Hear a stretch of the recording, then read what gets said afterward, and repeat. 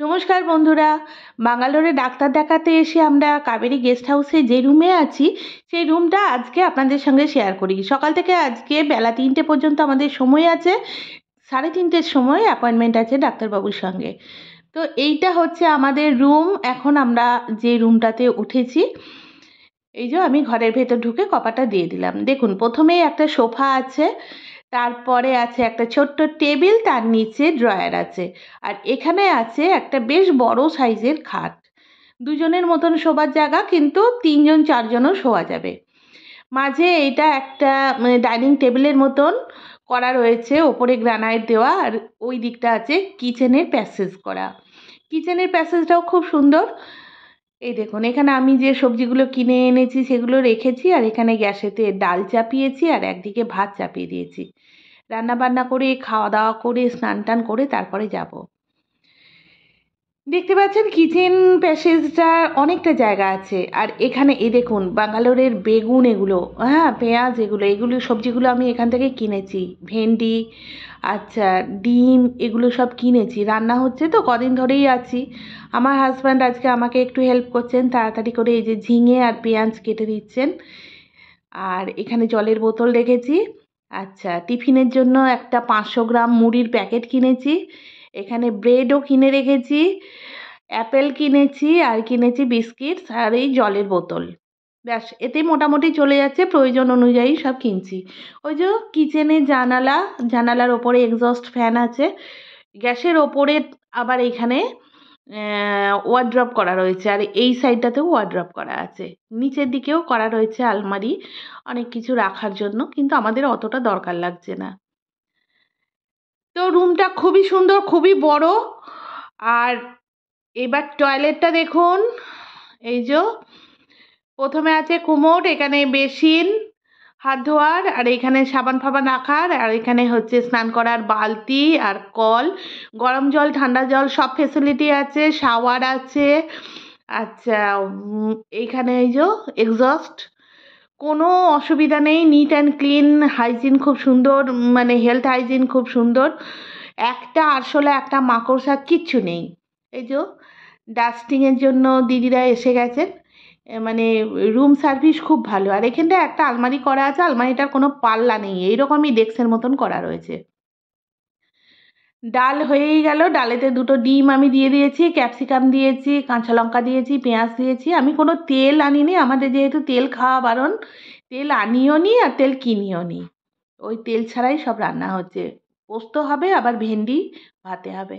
এই যে এবার একটু রান্নার জায়গাতে এসেছি। আমাকে দেখুন, সকাল থেকে অনেক কিছু কাজ করছি তাড়াহুড়ো করে।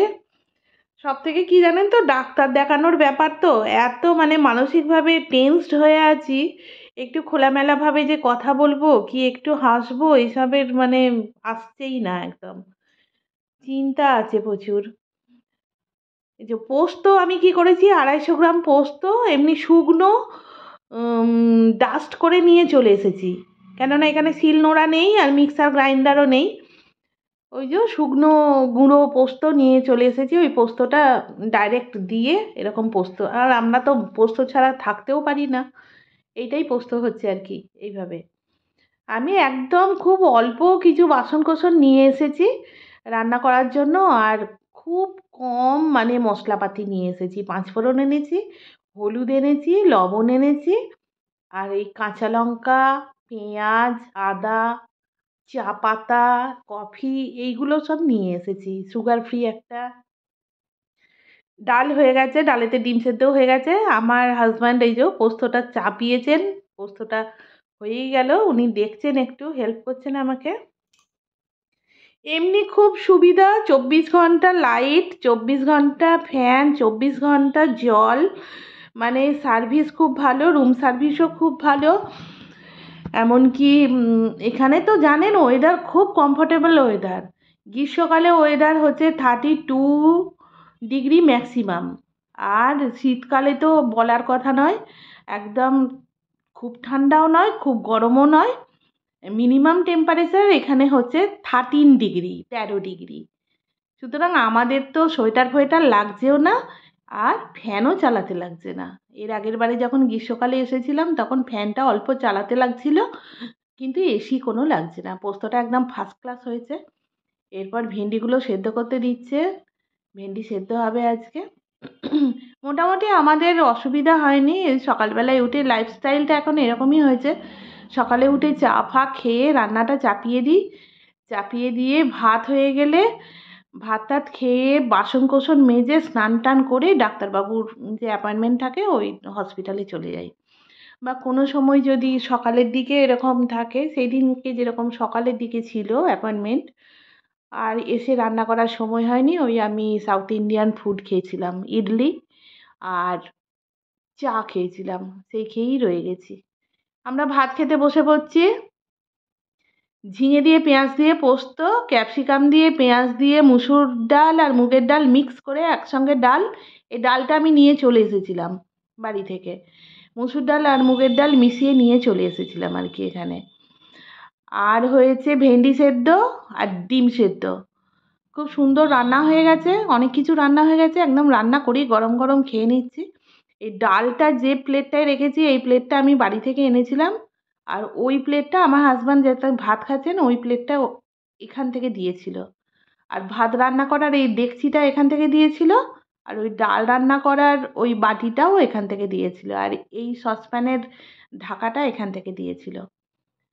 হ্যাঁ, বাকি সব জিনিস আমি নিয়ে এসেছিলাম। আমি তো চা ওই যেটাতে ডাল করলাম ওইটাতেই আমি চা করি, আর চায়ের ছাঁকনি আমি সঙ্গে নিয়ে এসেছি।